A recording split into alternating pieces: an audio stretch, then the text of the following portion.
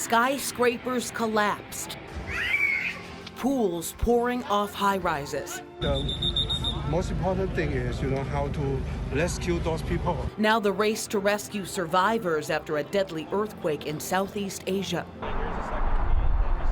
Plus, we'll introduce you to Bay Area car buyers rushing to dealerships before the auto tariffs kick in. I didn't want to take the chance. And meet a curator who's realizing his dream of opening a food hall in the East Bay. The members of the community that live here deserve this. Cheers. From CBS News Bay Area, this is the Afternoon Edition. Thanks for being with us this Friday. I'm Ann Magadik, and we are beginning this afternoon in Southeast Asia. That is where rescuers are searching right now for survivors after last night's devastating 7.7 magnitude earthquake centered in Myanmar. That quake caused this 34-story building in neighboring Bangkok, Thailand, to collapse, trapping dozens of construction workers under that rubble. Take a look. Rooftop pools on high-rises turning into waterfalls, showing just how powerful this earthquake was. Here's the very latest. We know that more than 150 people have been killed in the earthquake and its aftershocks. That number will likely rise. One of the aftershocks measured a magnitude 6.4. Hundreds of people were hurt. A number of buildings, bridges, and other structures have collapsed. A state of emergency has been declared in both Myanmar and Thailand. But the epicenter was near the city of Mandalay in Myanmar, felt hundreds of miles across Southeast Asia. Right now, crews in both countries are searching under the rubble for bodies and survivors. Tina Kraus has the latest. Rescue teams in Thailand used headlamps and their bare hands to comb through this collapsed building in Bangkok into the night. The 30-story skyscraper that was under construction barreled to the ground Friday after a powerful 7.7 magnitude earthquake rattled the region. The most important thing is, how to rescue those people. It's a great tragedy.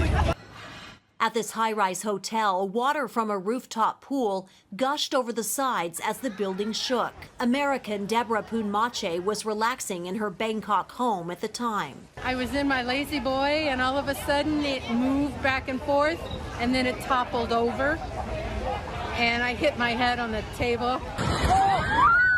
The quake was centered across the border in Myanmar, near the country's second largest city, Mandalay, reducing mosques and other structures to rubble. People at this airport ran for cover as portions of the ceiling came down. This video shows what was left after a bridge standing for 90 years crumbled into the river. Amid the devastation, Myanmar's military regime made a rare appeal for international assistance. The United Nations system is mobilizing to help those in need. Both Myanmar and Thailand have declared states of emergency as residents deal with the disaster and brace for potential aftershocks. And President Trump says that the U.S. will help with the rescue and recovery efforts in that region. But Darren Peck has a little bit more information on exactly how this was so destructive. And it sounds like because it was shallow. Yeah, shallow. And the particular type of fault we're going to look at in a second. You only get about 12 earthquakes a year across the entire globe, and that are this strong in the sevens. This is a 7.7. Now, if this was a little stronger to magnitude 8, we only get one of those a year. But we get 12 of these. It sounds like a lot. Most of them happen in unpopulated areas, so we don't hear about it. But this one happened in a very populated area. Let me put a little bit of context on this. I'll give you a little bit of detail on what to expect next. The USGS here actually has a product where they can forecast the probability of aftershocks. Now, Ann already told us that there's already been a magnitude 6 aftershock from this earthquake. And you can see there's a 40% chance of that occurring. But let's not rule out the fact, even though it's low, you've got a 6% chance you could still have a 7. And then, of course, you've got almost certainty that over time, they're still going to be experiencing 5s, 4s, and 3s. That will linger likely into the next month in terms of how often those happen. But in terms of the type of fault this happened on, if we take a look at the earthquake in terms of what it looked like on the ground, that is the shaking intensity. And notice how it's going along a straight line like that? That's the earthquake fault. And when you get a straight line like that, right away you can pick out This was a transverse fault, strike slip, just like the San Andreas. Notice what happened. A long line where the worst intensity was right along the fault. Take a look at a comparison. That's what it looked like when the San Andreas went. You got a long line, the worst of the shaking stretches for hundreds of miles along the fault. For comparison, Northridge, that was not on the San Andreas. That was a thrust fault. You get a much more localized shaking. So just some nuances of comparisons to how our earthquakes compared to that one. I'll be back with our forecast for rain coming up in just a bit. Ann, back to you. All right, thank you, Darren. Meantime, the Trump administration says it is planning to impose another round of tariffs on April 2nd. The only details he's given so far is saying that it would be, quote, the big one. That comes on the heels of his latest 25% tariff on vehicles and auto parts imported to the U.S. And that could mean prices on new cars could soon go up by thousands of dollars. The president says it is an effort to create more manufacturing jobs here in the U.S. But as Da Lin reports, a new import tax could price a lot of car shoppers out. A busy day here at Toyota Marin. A lot of shoppers trying to close that deal before prices potentially go up.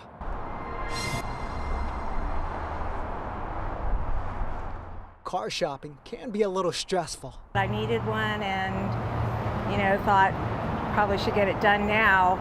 Adele worries it'll get harder and more costly for shoppers like her. I probably could have waited another few months if I had to, and so I didn't want to take the chance, even though they're revolving tariffs. Yes, they're on. No, they're off. Yes, they're on. I just wanted to get it done and over with. The Trump administration's 25% tariffs on vehicles imported into the U.S. will go into effect on April 3rd.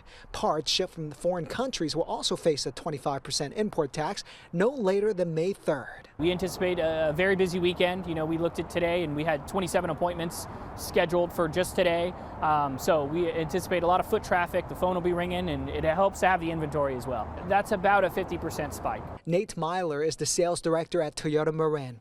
They have a lot of inventory, but he doesn't expect it to last very long, given the number of buyers trying to avoid the tariffs. The average price for a cost of sale new transaction that we go through now is close to $35,000. We don't play politics, we just sell cars. So if anybody here is thinking about purchasing a vehicle service agreement, it's a good time to do that because the parts on that, the cost of that, labor and parts is going to go up with that also. Auto industry experts say every make will be affected by the tariffs. The National Highway Traffic Safety Administration reports even Ford and GM have cars and parts that are imported from Mexico and Canada. Many shoppers told me on Friday they were going to take their time to shop around, but now they're going to buy no later than this weekend. With taxes and everything came to 43, so we knew that we couldn't go that high. So there's no way I could have afforded that, in a month from now if that 25% tariff took place. It would have added roughly $10,000 to her car. But 6 months of research and online shopping came to an end this week at Toyota Marin for Adele. She got her keys on Friday. It feels good, actually. It's a relief. It's a relief because now, it's done. So I don't have to think, oh, is it going to be more tomorrow or, it's all taken care of. It's unclear if the Trump administration will push back the date of April 3rd. Now, this is such a big shock that many dealerships tell me they'll have a better idea of how they'll respond next week. Well, President Trump has called for the U.S. to invest in shipbuilding. And today in Vallejo, local politicians and union leaders held a press conference to say that he should bring those jobs here. Mare Island was one of the many Bay Area communities that boomed with shipbuilding jobs during World War II. But the industry is a shell of itself here now. As workers, we see the reality of this industry each and every day. Lack of consistent work leads to layoffs. These are great jobs, but there's still too much uncertainty.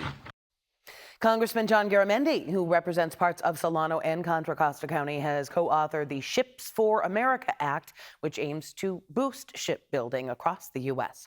Just last week, we learned of new plans to develop a shipbuilding operation in the tiny port town of Collinsville, that is right at the mouth of the Sacramento River. This comes from California Forever. That is the group of Silicon Valley billionaires that bought up to 50,000 acres of Solano County farmland in an effort to create a new city. Now to some of our other headlines from around the Bay. A protest this afternoon at the Contra Costa County Sheriff's Office in Martinez against the early release of a former Danville police officer, Andrew Hall. 3 years ago, he was sentenced to 6 years in prison in the killing of 33-year-old Laudamir Arboleda, who had led officers on a slow-speed chase. Arboleda's family says that they were notified that Hall is going to be released from San Quentin Rehab Center today, but they didn't give any reason why. The sheriff's office says they welcome Hall's release because he shouldn't have been in prison in the first place. VTA buses are back on the road for the first time in almost 3 weeks. Drivers who went on strike returned to work after a judge ordered them to.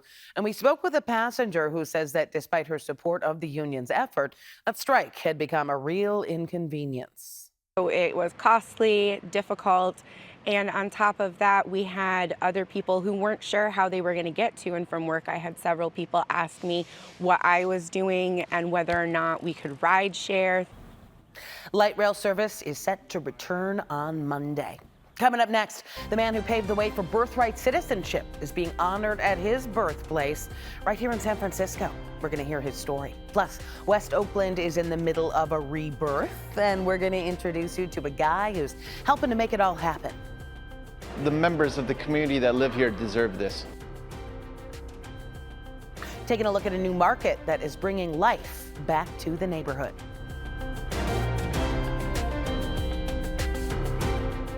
The statewide snowpack is 90% of average thanks to the recent winter storms, and more storms on the way.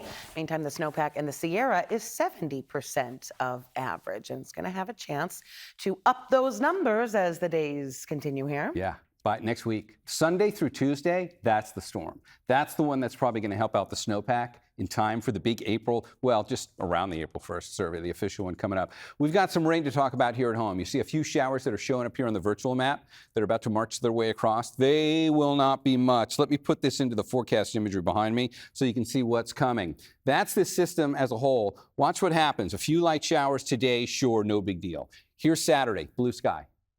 And then Sunday, the clouds increase, and here comes the rain. Look at the time. That is Sunday in the pre-dawn hours. So you're not getting rained on at all on Saturday. But Sunday in the pre-dawn hours, a widespread band of rain will move across the bay. And then most of Sunday, you kind of get a break in the action. It doesn't really rain terribly heavy, except for the morning, maybe a few scattered showers through Sunday afternoon. And then Monday, we're going to do it again in the pre-dawn hours. That is Monday. Look at the time here. That's in the 1 o'clock, 2 o'clock hour. This will be the most impressive time of this particular storm, Monday in the pre-dawn hours. We'll have a few leftover scattered showers into Monday late morning. Take a look at 10:30 there. Let's look at this again on the bigger picture. Here's that Sunday rain that comes through in the morning. Here's why Monday looks a little bit better. That's where we kind of get this better organized, widespread, heavier rain that comes through Monday morning. Monday afternoon, it's scattered showers. And then on Tuesday, maybe a few follow-up showers will come through here. All the same system. And then it'll clear out in time pretty much for the middle of next week. You'll see in the 7-day forecast how this should break down. But look how much rain we might get. Primarily coming Monday morning, but the entire time frame included here is Sunday through Tuesday. Think of it as a 3-day system in terms of its ability to give us rain. We're getting a little bit of snow in the Sierra now, but here's why I said Sunday and a Tuesday, that's when the better shows are going to come through. Look at the snow really pile up there. Sunday and a Monday, particularly that Monday into Tuesday timeframe. Should we get that snow, this could bring us within striking range of average. 100, Ann was just telling you we're at 90%. This could get us to right around average for this time of year. So let's keep our fingers crossed that comes to pass.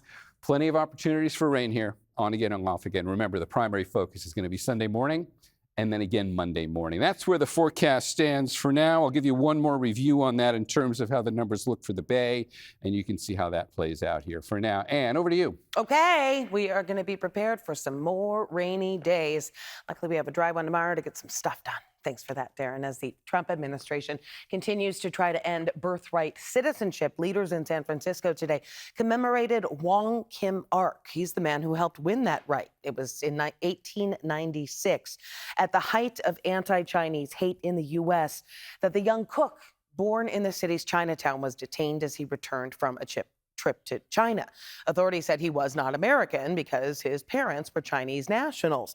The case took 2 years to work its way through the court before the justices agreed that anyone born on U.S. soil, no matter their parentage, are U.S. citizens. Today, Wong Kim Ark's great-grandson spoke about what that victory means. His legacy made it possible for so many people to make their lives, their careers, and their communities here. Attacks on our constitutional rights are only meant to divide us further. So far, 3 judges in 3 different states have blocked President Trump's executive order to eliminate birthright citizenship, and 3 appeals courts have upheld those rulings. Now the president is taking it to the Supreme Court. A new Korean market just opened its doors for the first time today at Serramonte in Daly City. The Jalachi's grocery store includes a bakery, seafood counter, and in-house restaurant. We've been waiting for our Korean grocery market to be nearby for like a year now, so we're pretty excited to try everything out. They span 75,000 feet, and coming up at 5 o'clock, live streaming on CBS News Bay Area, we're taking a closer look at all it has to offer. Meantime, the owner of a new market opening up in Oakland is trying to bring neighbors together through food made in their community. Max Darrow has that story. As he stares up at these words on the wall, Harv Singh takes a moment to reflect. It's gratifying, man. Like, it's a lot of hard work. You know, it's like almost 3 years. His vision, the Prescott Market, has finally come to life in West Oakland. The members of the community that live here deserve this. The brand new food hall just soft opened. It's next door to Raimondi Park, where the Oakland Ballers play. It's the latest major development in the neighborhood that has transformed significantly over the past few years. What's up, Wes? Harv says they're just about leased out. They hope to be by the market's grand opening on April 5th. You know, it was a bit of a challenge at times to convince people to come into a new development in an area where there's not much happening, but a lot of promises and hope. So this was kind of a project where, you know, you build it and hopefully they come. We got some top tier tenants that believe in what we're doing, and more importantly, they believe in this community. All right, so I'll make a cheese. Jonathan Rupert is one of those tenants taking a bet on Prescott Market and West Oakland. Making pizza since I was about 16, so. He currently has a brick and mortar location of his spot, Pizzeria Violetta, on Piedmont Avenue. We looked at our delivery metrics, and we weren't doing anything on this side of the freeway. So we thought this would be a good spot to kind of have another outpost. The landlord's putting in a lot of resources into the community. We're also seeing a lot of community development happening, so it's good. And his confidence in the location has only grown from what he's seen and heard from customers throughout the soft open. And they're like, hey, we moved from Rockridge or Piedmont down to West Oakland. And I'm like, wow. There is something magical happening down here. If people are leaving Piedmont and moving to West Oakland, it must be pretty cool. Cheers. Harv says one of the key pillars of Prescott Market is that it is centered around community, and he thinks it will play a key role in West Oakland's continued rebirth. And it brings me joy, and it brings me love, and it brings me purpose. And I feel like this is what I'm supposed to be doing. One person playing his part to help a neighborhood thrive.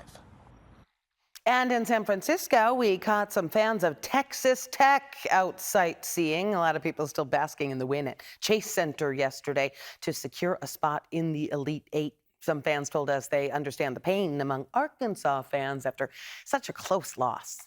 We're a little empathetic a little bit, but we're excited that we won. You know, it's always hard when you lose a game that way. So we've seen a few fans, but we're so locked in that we are just taking it all in.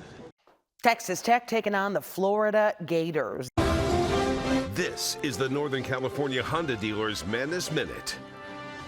Michigan State takes on Ole Miss Friday night. Spartans forward Cohen Carr grew up in Atlanta, so it's a chance to play in front of family and friends, but it is still a business trip. Has it changed as far as the flexibility you've given the players as far as maybe curfew or bedtime? Hell no. Still have curfew, and I told Cohen, don't be inviting any of those old girlfriends over either, you know? So that hasn't changed one bit. The game will be played in SEC country, but that doesn't mean it will be an easy trip to make for Rebels fans. Do you expect that crowd to show out tomorrow or feel somewhat like a home game? I think it's like an hour-and-a-half trip or something like that. Where'd you go to school? University of Georgia. your geography's a little off, man. It's about a 5.5-hour drive from Oxford here. Now with Atlanta traffic, that can turn into a 9-hour drive pretty quick. For the Madness Minute, I'm Matt Lively. Well, baseball is back, and so is the Battle of the Bay on a different scale. We're going to be bringing you the Oakland Ballers versus the San Jose Giants next Wednesday on Pix Plus, which is 44 Cable 12. The first pitch is at 6 p.m. Right now, the CBS Evening News is on, followed by KPIX and our coverage of March Madness. Then stay with us for game day. That is at 9 o'clock. Thanks for joining us. Local news continues on our streaming service, CBS News Bay Area. You can find us on the free CBS News app. Click Live and then Bay Area. Well, baseball is back, and so is the Battle of the Bay on a different scale. We're going to be bringing you the Oakland Ballers versus the San Jose Giants next Wednesday on Pix Plus, which is 44 Cable 12. The first pitch is at 6 p.m. Right now, the CBS Evening News is on, followed by KPIX and our coverage of March Madness. Then stay with us for game day. That is at 9 o'clock. Thanks for joining us. Local news continues on our streaming service, CBS News Bay Area. You can find us on the free CBS News app. Click Live and then Bay Area.